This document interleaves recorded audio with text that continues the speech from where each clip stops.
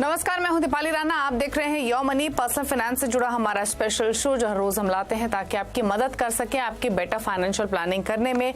अगर आपने कोई भी इन्वेस्टमेंट्स की हुई है, हमारे एक्सपर्ट्स के एडवाइस लेना चाहते हैं तो आप वेरियस प्लेटफॉर्म्स के थ्रू कनेक्ट कर सकते हैं। नोट कर लीजिए तरीका जिसके जरिए आप इस शो का हिस्सा बन सकते हैं। 7045220000 हमारा व्हाट्सएप नंबर है। yourmoney@nw18.com हमारी ईमेल आईडी है। फेसबुक ट्विटर पर जाइए, #AskAwazYourMoney लिखकर अपने सवाल हमें लिख भेजिए। ये शो आप लाइव भी देख सकते हैं और अपने क्वेश्चंस भी पोस्ट कर सकते हैं।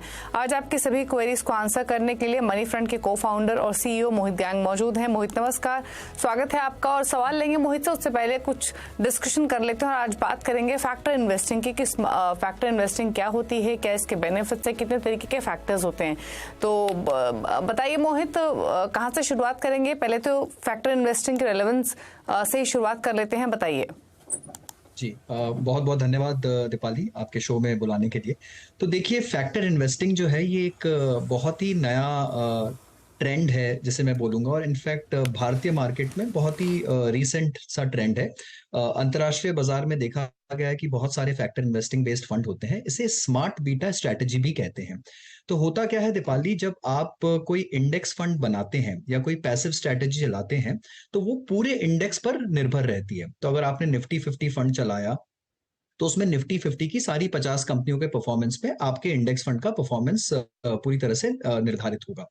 फैक्टर इन्वेस्टिंग ये बोलता है कि आप उस इंडेक्स के ऊपर में एक फैक्टर का लेआउट कर दीजिए। आप बोलिए कि मुझे निफ्टी 50 के अंदर में जो अच्छी वैल्यू बेस्ड कंपनीज हैं वो निकालनी है, या जो अच्छी मोमेंटम वाली कंपनीज है वो निकालनी है, या फिर जिन कंपनीज का ग्रोथ अच्छा है वो निकालनी है, या जिनकी साइज अच्छी है, या कोई भी एट्रीब्यूट, कोई भी फैक्टर आप उसका ले ओवर कर दीजिए एक अंडरलाइंग इंडेक्स पर, तो वो फैक्टर बेस्ड स्ट्रैटेजी बन जाती है। तो ये जो एक प्रणाली है, इसमें होता यह है कि आप इंडेक्स के कॉन्स्टिट्यूएंट्स को थोड़ा और हल्का कर देते हैं, उन्हें और नैरो डाउन कर देते हैं, और उनके ऊपर में एक एट्रीब्यूट को बिछाकर आप उनमें से कुछ अच्छी कंपनियों का चुनाव कर सकते हैं। तो ये एक्टिव और पैसिव के बीच की एक स्ट्रैटेजी है। इसके अंदर में आप किसी भी तरह के फैक्टर डाल सकते हैं। बाजार में अगर अभी देखेंगे तो मोमेंटम का, वैल्यू का, वोलेटिलिटी का और क्वालिटी के, ये 4 फिल्टर जो हैं, इन चारों फिल्टर्स पर अभी फिलहाल बाजार में स्कीम्स अवेलेबल हैं, और उनका ट्रैक रिकॉर्ड 2 साल 3 साल के आसपास हो भी गया है और काफी अच्छा प्रदर्शन भी कर रही है ये स्कीम्स दीपाली। अच्छा, इनके बेनिफिट्स क्या है, या फिर कोई स्पेसिफिक कैटेगरी ऑफ इन्वेस्टर्स होते हैं जिनको ये कैटेगरी सूट करती है, या फिर इट्स कॉमन फॉर ऑल? देखिए, मुझे लगता है कि हर निवेशक को जिस तरह से एक्टिव और पैसिव का एक मिश्रण अपने पोर्टफोलियो में बनाना चाहिए, उसी तरह उन्हें एक फैक्टर बेस्ड इन्वेस्टिंग थीसिस को भी अपने पोर्टफोलियो में जरूर शामिल करना चाहिए। तो हर निवेशक, चाहे वो किसी भी उम्र का हो, थोड़ा सा रिस्क एपेटाइट को देखकर, ये भी हाई रिस्क कैटेगरी में ही जाएंगे, बिकॉज ये फाइनली इक्विटी के ऊपर में ही निर्धारित होते हैं ये फैक्टर बेस्ड फंड्स भी। तो यहाँ पर आप क्वालिटी का फैक्टर लेकर या मोमेंटम का फैक्टर लेकर किसी भी अच्छी स्कीम का चुनाव कर सकते हैं। इनमें कुछ अच्छी स्कीम्स जो हैं दीपाली, वो है अब एक UTI momentum 200 fund, DSP Nifty mid cap quality 50 index fund, Pru ICICI low volatility index fund. तो ये सारे जो फंड्स हैं ये काफी अच्छा प्रदर्शन दे रहे हैं, और मुझे लगता है कि निवेशकों को अपने अग्रेसिव पोर्टफोलियो में, अपनी इक्विटी पोर्टफोलियो में कहीं ना कहीं इन स्कीम्स का सिलेक्शन जरूर करना चाहिए। ओके, चलिए, तो ये स्ट्रैटेजीज हैं आपकी स्क्रीन पर जिनके एग्जाम्पल दिए हैं मोहित ने, और आपके पोर्टफोलियो में लॉन्ग टर्म इन्वेस्टिंग का अगर व्यू है आप, तो ये स्ट्रैटेजीज आप शामिल कर सकते हैं। चलिए, अब बात करते हैं कॉलर से। तुषार पाटिल हमारे साथ पहले कॉलर कनेक्टेड है। तुषार जी नमस्कार, बताइए क्या क्वेश्चन है आपका?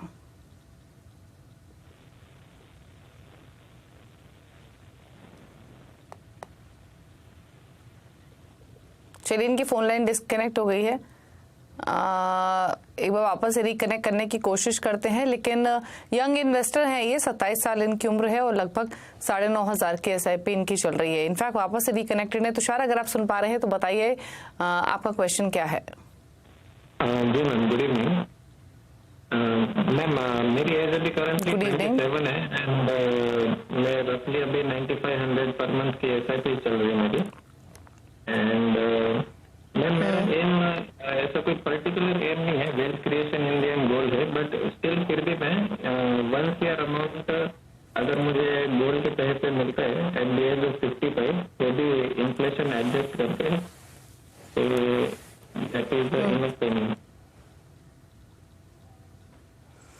13,000 और ऐड भी करना चाहते हैं इस SIP में? यस मैम, ये फाइनेंशियल ईयर में अभी मैं 13,000 तक जाना चाहता हूँ एंड जैसे जैसे सैलरी इंक्रीज होगी तो वैसे वैसे 5% के अराउंड हमेशा ऐड करता रहूँगा इसमें। एंड एक और चीज जैसे कि मेरे पोर्टफोलियो नंबर ऑफ स्कीम्स 8 है, तो मैं चाहता हूँ कि उसे रिड्यूस करूँ if possible.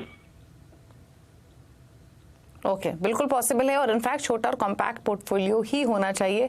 Number of schemes बढ़ाने से या ज्यादा स्कीम्स होने से ऐसा नहीं है कि ज्यादा रिटर्न्स आपको मिलते हैं। मोहित से आप सजेशन ले लेते। पहले तो मैं इनके फंड्स बता दूं, 8 फंड्स इनके पास, Parag Parikh flexi cap, Kotak emerging equity, Axis small cap, HDFC gold fund, Mirae Asset emerging blue chip, Motilal Oswal S&P 500 index, Axis mid cap और HDFC स्मॉल कैप। इन 8 फंड्स में 9,500 रुपए डाल रहे हैं और फिलहाल इनकी जो SIP वैल्यू है, ये जो टोटल पोर्टफोलियो वैल्यू है वो क्लोजर टू 2 लाख है।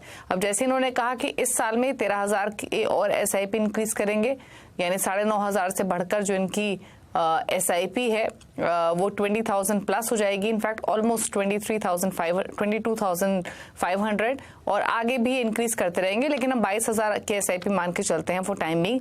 टाइम इनके पास अच्छा है, 28 ईयर्स काफी बड़ा होराइजन होता है। तो इन्होंने खुद कहा पोर्टफोलियो छोटा करना है, 8 फंड ज्यादा है, थोड़े कम करना चाहते हैं, प्लस एडिशनल इन्वेस्टमेंट, और एक अंदाजन कितनी कमाई ये कर लेंगे 28 साल में। जी दीपाली, तो देखिए आज में जैसा आपने बोला कि जिनकी जो समय अवधि है, जो टाइम टेनर है 28 साल का, वो बहुत बड़ा है एंड बहुत ही अच्छा इन्होंने चुनाव किया है। एक अच्छी छोटी उम्र में इन्होंने इन्वेस्ट करना शुरू कर दिया और एक लंबी अवधि के हिसाब से, रिटायरमेंट के हिसाब से ये अपने गोल को निर्धारित कर आगे चल रहे हैं। तो जो इन्होंने लक्ष्य रखा है वो पूरी तरह से ये हासिल करेंगे।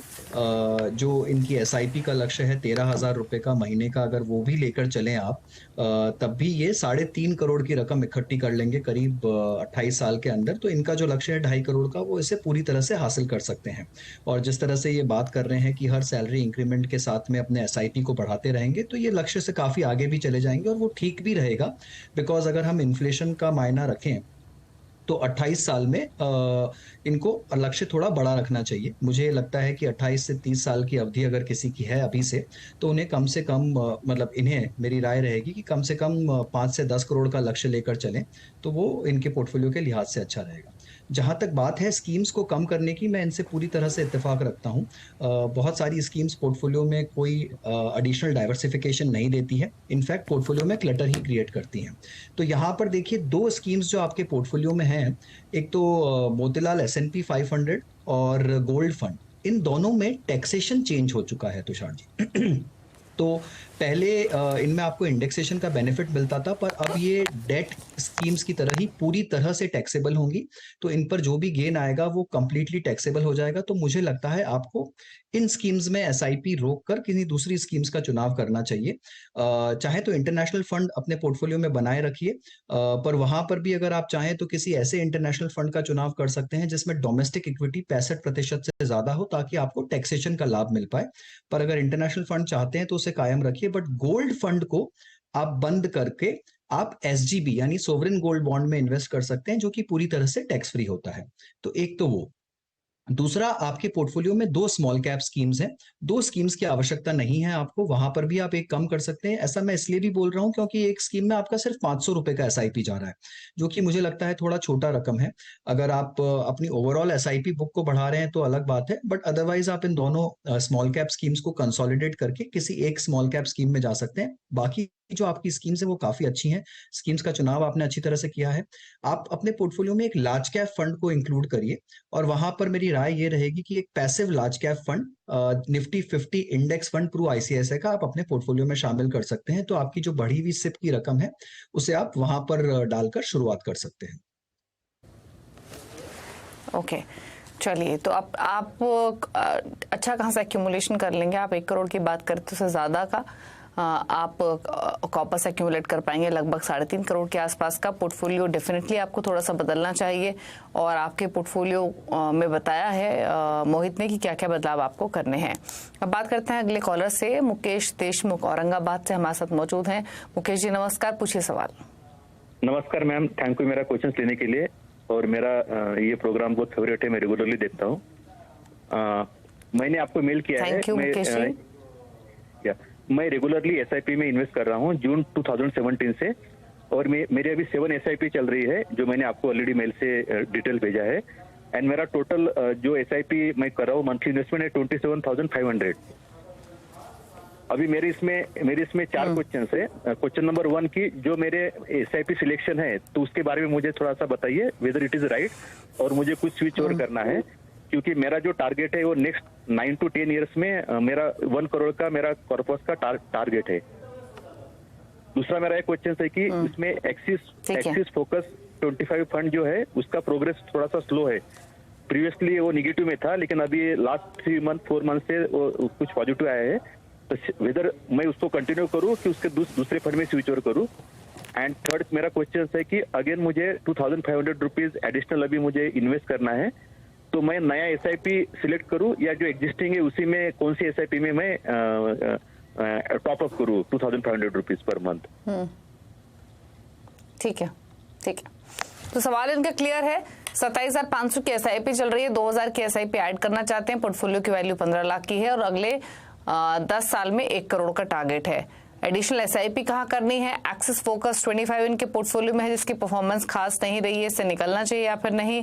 और बाकी पोर्टफोलियो कैसा है? पोर्टफोलियो के फंड्स में बता दूं तो मेरी asset emerging blue chip 5,000 per month, Aditya Birla small cap 2,500 per month, HDFC top 100 5,000 per month, HSBC value fund में 2,500 पर मंथ, मोतियारो सोल फ्लेक्सी के पे भी 2,500 पर मंथ है, और Kotak emerging equity axis focus 25 में 5,000 ईच है। क्या सजेशन और इनके जो सवाल है उन पर आपकी राय मोहित?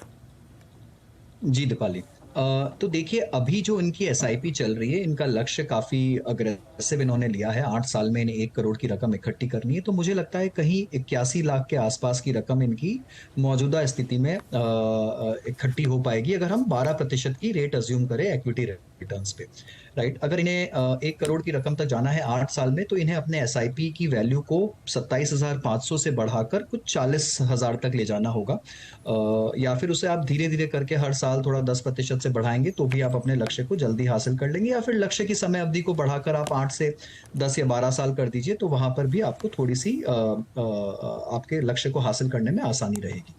जहां तक स्कीम का चुनाव है, देखिए स्कीम्स अमूमन आपके पोर्टफोलियो में सारी अच्छी हैं। एक्सिस फोकस्ड एक्विटी पे जिस तरह से आप सोच रहे हैं वो मेरे राय में भी काफी ठीक है कि फंड काफी लगातार तरीके से अंडर परफॉर्म कर रहा है। आप किसी भी समय अवधि में इस फंड की परफॉर्मेंस को इसके बेंचमार्क जो कि BSE 500 TRI इंडेक्स है उसके साथ में अगर कंपेयर करेंगे, चाहे वो 6 महीना हो, साल भर हो, 3 साल हो, 5 साल हो, या फिर 10 साल की अवधि में भी अगर आप इस फंड की परफॉर्मेंस को कंपेयर करेंगे तो बेंचमार्क से थोड़ी सी कम ही रही है। तो मेरी राय में भी मैं इसे बोलना चाहूंगा कि आप इस फंड में अपने SIP को रोक दें, इसे रिडीम मत करिए, अपने एलोकेशन को कंटिन्यू करें, बट अपने SIP को रोक कर आप अपने SIP को डाइवर्ट कर सकते हैं किसी और फंड में। जहां तक फंड के चुनाव का बात है और जो आपको अपनी SIP की रकम भी बढ़ानी है, वहां पर मैं आपको कुछ सुझाव दे देता हूं। जैसा मैंने पिछले कॉलर को भी कहा था, आप एक लार्ज कैप इंडेक्स फंड का जरूर चुनाव करिए अपने पोर्टफोलियो में। वहां पर आप Pru ICICI 50 Nifty index fund ले सकते हैं। और अगर आपको थोड़ा सा नीचे जाना है और अपने पोर्टफोलियो को और अग्रेसिव बनाना है, तो DSP quality 150 index fund, DSP Nifty mid cap 150 quality 50 index fund, Edelweiss mid cap fund और टाटा स्मॉल कैप फंड, ये सारे ही फंड काफी अच्छे हैं। तो इनमें आप अपनी नई SIP शुरुआत कर सकते हैं। ओके, चलिए, तो आपके पोर्टफोलियो को लेकर सजेशंस दिए गए हैं। अपने टारगेट के क्लोज आप पहुंच सकेंगे इन SIP से, और बाकी बदलाव आपको बताए गए हैं। कुछ नेम्स भी आपको सजेस्ट किए गए हैं जो आपकी स्क्रीन पर हैं। राजकुमार हैं, अब हरियाणा से, अगले कॉलर उनसे बातचीत करते हैं। कुमार साहब नमस्कार, बताइए सवाल। नमस्कार मैम। मेरी ये 7,000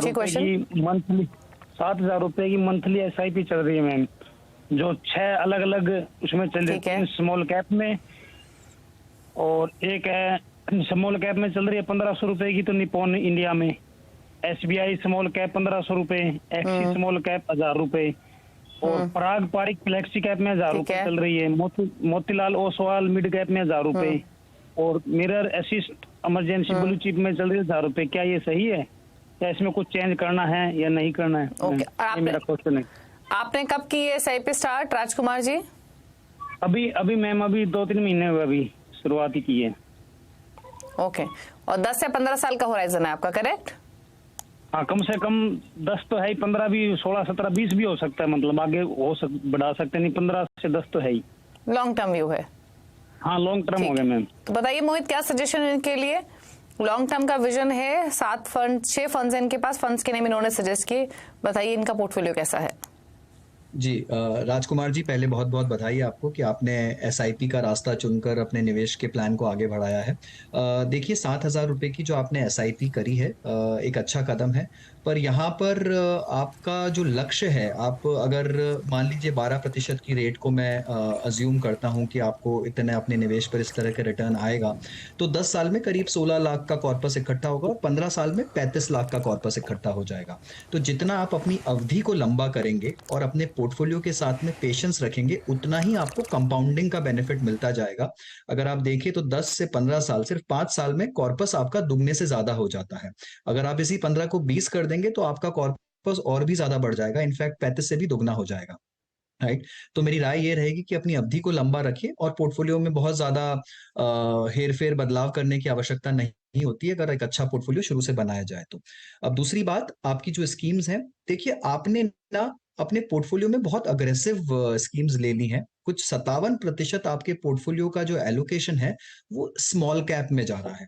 आपने 3 स्कीम्स जो हैं वो स्मॉल कैप की ले ली हैं, axis small cap, Nippon small cap और एसबीआई स्मॉल कैप। स्कीम्स में कहीं कोई खराबी नहीं है, तीनों स्मॉल कैप कैटेगरी की एकदम टॉप मोस्ट स्कीम्स हैं।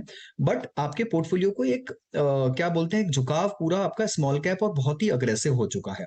तो मुझे लगता है कि आपको यहाँ पर या तो नई एसआईपीज लार्ज कैप में शुरू करनी चाहिए, फ्लेक्सी कैप में शुरू करनी चाहिए, या फिर स्मॉल कैप की अपनी एक आध एसआईपी को रोककर उसे लार्ज कैप में डाइवर्ट कर देना चाहिए फिलहाल के लिए, अगर आप अपने पोर्टफोलियो को थोड़ा कम अग्रेसिव बनाना चाहते हैं तो।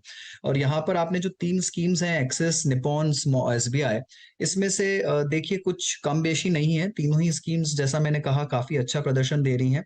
और आप इसमें से निपॉन या एसबीआई में से किसी में भी अपने एसआईपी को आप चाहें तो रोक सकते हैं। बट अदरवाइज जो आपका पोर्टफोलियो है वो काफी अच्छा है। और जैसा कि मैंने पिछले कॉलर को भी कहा था, आप लार्ज कैप को जरूर ऐड करिए। देखिए दीपाली, मैं सबको ये बोलता हूँ कि आप अपने पोर्टफोलियो में जब शुरुआत करें तो लार्ज कैप से शुरुआत करें। एक लार्ज कैप एक ओपनिंग बल्लेबाज के जैसा होता है, जो आपकी टीम को एक अच्छी शुरुआत देता है, एक स्टेबल रहता है, कम वोलेटाइल होता है, और इसमें ब्लू चिप कंपनीज होती हैं जो कि हमेशा आपको एक निरंतर तरीके से अच्छा प्रदर्शन देती रहेंगी और आपके पोर्टफोलियो को एक अच्छा बैलेंस बना के रखेंगी। तो सभी निवेशकों को लार्ज कैप स्कीम होना अपने पोर्टफोलियो में एकदम अत्यंत ही आवश्यक है।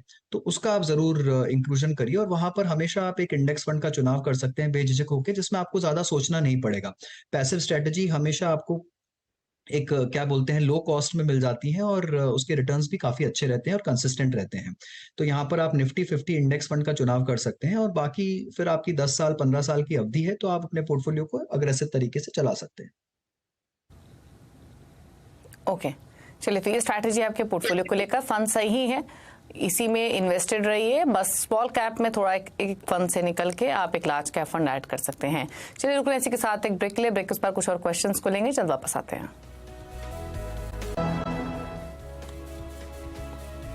आप देख रहे हैं योम मनी, हमारे साथ मोहित गैंग मौजूद है क्वेरीज को आंसर करने के लिए। कुछ और क्वेश्चंस लेते हैं। एक सवाल हमें मिला है ईमेल के थ्रू नितेश शर्मा का, 45 इयर्स इनकी एज है और 1,15,000 की एसआईपी चल रही है। पोर्टफोलियो की वैल्यू है 46 लाख की और 10 साल में 5 करोड़ का टारगेट है। फंड्स इनके देखें तो क्लटर्ड नहीं है, छोटा पोर्टफोलियो है। बड़ी इन्वेस्टमेंट्स के हिसाब से निपॉन इंडिया स्मॉल कैप में 18,000 रुपए महीना, कोटक इमर्जिंग इक्विटी में 20,000 रुपए महीना, पराग पारिक फ्लेक्सी कैप में भी 20,000 पर मंथ है, एसबीआई फोकस्ड इक्विटी में 26,000 per month, HDFC tax saver में 12,000 पर मंथ और क्वांट एक्टिव फंड में 18,000 पर मंथ। तो करंट एग्जिस्टिंग वैल्यू पोर्टफोलियो के 86 लाख, 5 करोड़ का टारगेट इन 10 ईयर्स। जानना चाहते हैं पोर्टफोलियो कैसा है, क्या सजेशंस, बताइए मोहित। जी दीपाली, देखिए मुझे इस तरह के पोर्टफोलियो बहुत अच्छे लगते हैं जो कि एकदम क्लियर स्ट्रैटेजी के साथ में हो और बहुत ही क्लियर फोकस हो, बहुत ज़्यादा स्प्रेड आउट नहीं हो, छोटे छोटे एसआईपीज नहीं चल रहे हैं, उन्होंने काफ़ी अच्छे अमाउंट्स के एसआईपी कर रखे हैं और मुझे लगता है इनके लक्ष्य के हिसाब से ये पूरी तरह से ट्रैक पर है। तो आपके माध्यम से मैं नितेश जी को बधाई देना चाहूँगा कि जो उन्होंने लक्ष्य रखा है अपने लिए वो काफ़ी आसानी से उसे हासिल भी कर लेंगे। जो करंट इनका पोर्टफोलियो वैल्यू है और जो 1,15,000 रुपए की इनकी SIPs हैं, उसके हिसाब से ये सेफली अपना 5 करोड़ का टारगेट जो है 55 साल की उम्र में अब से 10 साल बाद हासिल कर लेंगे और एक अच्छे रिटायरमेंट की तरफ ये अग्रसर है। जहाँ तक स्कीम का चुनाव है, मुझे कहीं कोई खामी नहीं दिख रही है। जैसा मैंने कहा, बहुत ही क्लियर फोकस दिख रहा है इनके पोर्टफोलियो में।